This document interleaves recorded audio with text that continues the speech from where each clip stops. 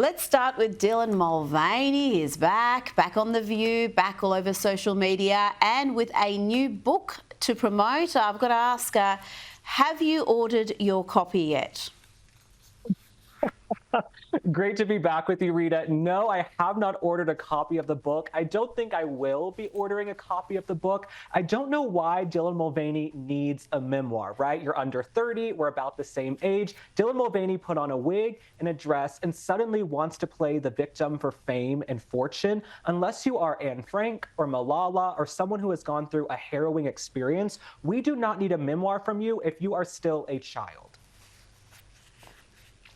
Well, this is the thing. How much insight are we going to get, and how much do we want? Dylan was on The View yesterday, I think it was. We played some footage of that. And really what was more interesting than Dylan Mulvaney's appearance was Whoopi Goldberg going on this bizarre tirade about why men should be able to compete in women's sport, and no female athlete could possibly have a problem with that.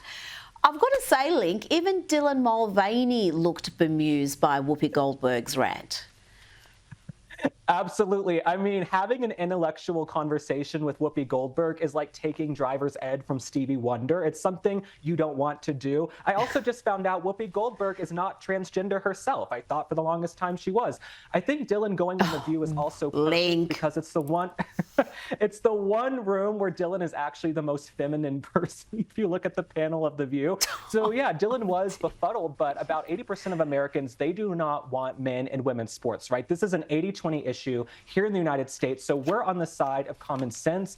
Dylan Mulvaney calls all of us extremists because we want common sense. We're in the middle. We're fair. We're balanced. We're looking at Dylan Mulvaney and Whoopi Goldberg thinking, you guys are the extremists for wanting men in women's sports and women's locker rooms.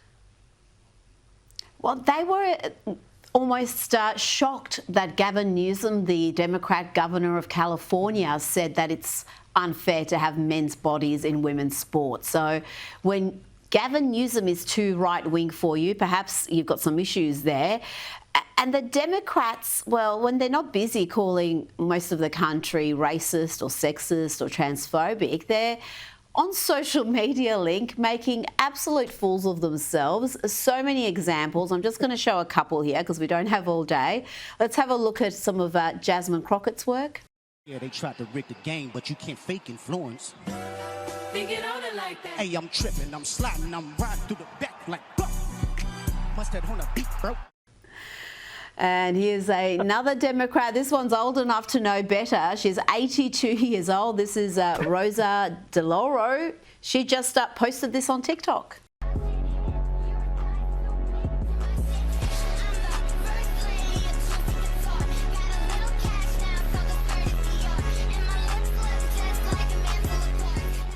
Link, what is happening with the Democrats right now? Is there a sane, moderate voice among them who can restore some level of rationality and make them electable again? The Democrats in D.C., they do not want to work. They want to sing and dance and break into chorus on the House floor. They think they're in the show Glee or High School Musical. They do not want to work at all. Why don't you guys go to work for your constituents? You're posting these dancing videos. They don't want to work. They want to twerk. That's what's happening in Washington, D.C. But they're also in a deficit with young men. The Democratic Party here in the States, they're really at a deficit with young men. I don't know what's going on with Jasmine Crockett or Congresswoman DeLauro, but how is that going to help you with young men? I mean, this woman is 82 years old. She looks like Grisabella from Cats. Young men aren't really resonating with that image the Democratic Party is putting forward.